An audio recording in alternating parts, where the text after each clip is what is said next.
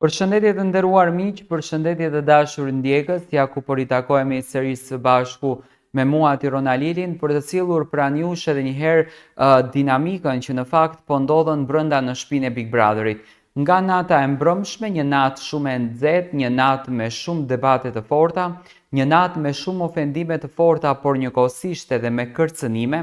gjë për të cilën sot fansat të Gjestit amenconin që Egli duhej të merrte zarf të zi për gjuhën e përdorur dhe për kërcënimet që ka bërë kundër drejt Gjestit. Nata e mbrëmshme në shtëpinë më të famshme të Shqipërisë ka qenë shumë e zëshme. Ndoshta edhe produksioni pak i futi fitil situatës duke përdorur një video apo duke nxjerrur diçka nga dhoma e rrëfimit, duke ditur që dhoma e rrëfimit është gjithmonë dhomë sekretesh, por siç duket produksioni në këtë rast e përdori për interesat e tij, Egli edhe Gjesti nuk u ndjen fare mirë. Gjatë diskutimit që po bëhej që Ledioni dëshironte t'i jep zë nishanit të Eglit, nishani me qime që në fakt po komentohet në për të gjitha mediat shqiptare dhe nuk ka medje që nuk e ka komentuar këtë nishan, Egli u ndje shumë keq, por njëkohësisht edhe Gjesti u ndje shumë keq dhe nuk dëshironte që ta përdorën si gjë. E quajtën bullizues, e quajtën djalë që përdor femra, e quajtën një fëmijë 24 vjeçar. Të paktën këto kanë qenë komentet e një pasnjëshme të cilat janë folë për Gjestin në situatën që u krijua mbrëm në shtëpinë e Big Brotherit. Gjesti nuk është se ka biseduar më përpos debatit që pati me Rozanën në dhomën e gjumit dhe Shkëlzenin, kur Rozana i thonte Gjestit që ti mos e kërko qartësimin nga Egli, mos i thuaj Eglit pse shkove bisedove me Danjën, kur ti nuk merreshe me Eglin dhe ta pyesi Eglin në qoftë se kishte nevojë që të qetësohet, në qoftë se kishte nevojë që të bisedon me ty, në qoftë se kishte nevojë që të thotë diçka ti, por ti gjithmonë e anashkaloje situatën, gjithmonë e leje hajtë se flasim më vonë, hajtë se flasim prapë dhe arriti puna deri këtu ku është. Domethënë Egli thonte në qoftë se ti e konsideron edhe e quan të dashur Eglin, nuk do ta kishe bërë këtë veprimin që bëre, që do me thënë e ke larguar Eglin dhe nuk je sqaruar me të në asnjë moment të vetëm, dhe nesrit kur je zgjuar nga gjumi ti nuk e ke pyetur Eglin se si je, si ndjehesh, çfarë ke, por thjesht ke bërë gabime, ke bërë situata të cilat atë vajzën e kanë rënduar edhe më shumë. Të paktën ky ishte qëndrimi që bëri Rozana Radi në këtë moment të lojës. Dhe gjatë kësaj situate, Gjesti bërtiti me zë në dhomën e gjumit që s'kam ndjenja për Eglin. Do me thënë një kuti e cila priteshte të thyet, një kuti e mirëgjencës, ku aty brenda qëndron një unas, prisnim të ndodhë një dasëm me traditat të Kosovës brenda kësaj shtëpie, që ka qenë dasëm historikisht e bëme në Big Brother, prisnim të ketë afërsi më shumë, prisnim të ketë dashuri, por ajo fjala apo ai premtimi i dhënë në prajmin e shkuar ku Gjesti puthi Eglin në buzë në shkëmbim të një loje apo të një sfide që kishin me produksionin për të sjellë në skenë, për të sjellë në treg një super spektakël të bukur të një filmit të shkruar nga regjisor Aldo dhe me regjinë e Aldo, skenarin e Aldo krejtësisht, Gjesti puthi Eglin aty, pastaj do me thënë kjo mbeti vetëm një puthje, po ndjenja Gjesti nuk ka. Tani,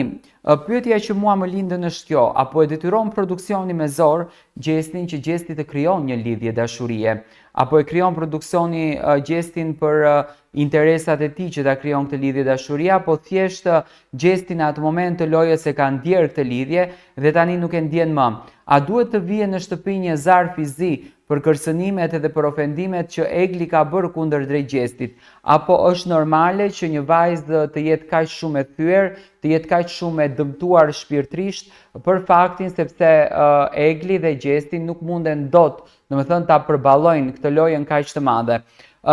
Diskutimi është që të vjen një zarf i zi. Diskutimi është që Egli duhej të kontrollon veten e saj dhe nuk duheshte gjën të hapen me Danjën. Por në një pikë të ditës duhet ta kuptojmë dhe Eglin se nuk ka patur se me kë të shprehet, nuk ka patur se me kë të flet kur Gjesti nuk i flet fare. Gjesti nuk i afroi fare, Gjesti nuk rinte me të fare, Gjesti nuk kalonte kohë me të fare, përkundrazi domethënë Gjesti bënte lojën. Ndoshta ishte pak e tepruar edhe nga ana e Eglit. Tani dashuria që ishte marrëdhënia që u krijua në Big Brother, emocionet që u krijuan nga Gjesti dhe Egli, ajo puthja që në fakt ishte në promo edhe nuk u transmetua kurrë në Big Brother sepse Gjesti siç duket mbrëm me prishi skenarin krejtësisht të produksionit, mbeti thjesht një puthje që në fund të ditës do me thënë nuk ka fare kuptim. Dhe kjo në fakt është për të ardhur keq me këtë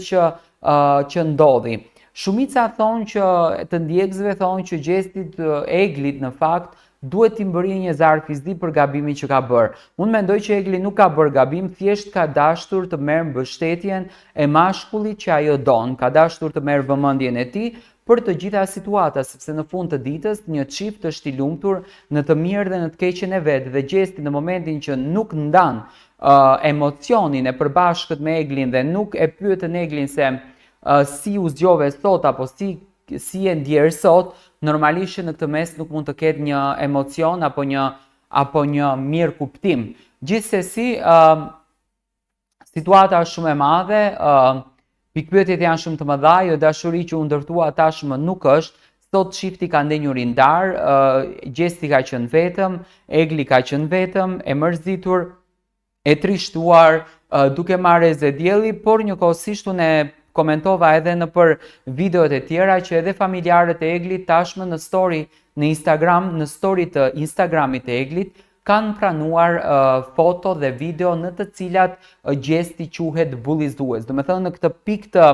të situatës nuk është e prekur vetëm Egli, por janë të prekur edhe familjarët e saj. Unë mendoj që Gjesti duhet pak të kontrolloj veten e tij. E tha dhe Egli mbrëm që Gjesti nuk ka cenzurë në mënyrën se si ai shprehet dhe besoj që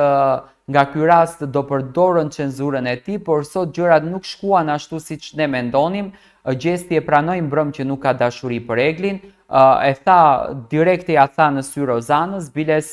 Shkëlzeni u ndje shumë keq sepse Eglin e ka mike të mirë, e ka shoqe të mirë dhe nuk dëshiron që Egli të përfundoj me ndjenja të rënda, por gjithsesi do shohim se si do të ndodhen marrëdhënia me çiftin, ne do takojmë sërish së bashku. Ju vazhdoni na ndiqni me subscribe në kanalin Monitor TV.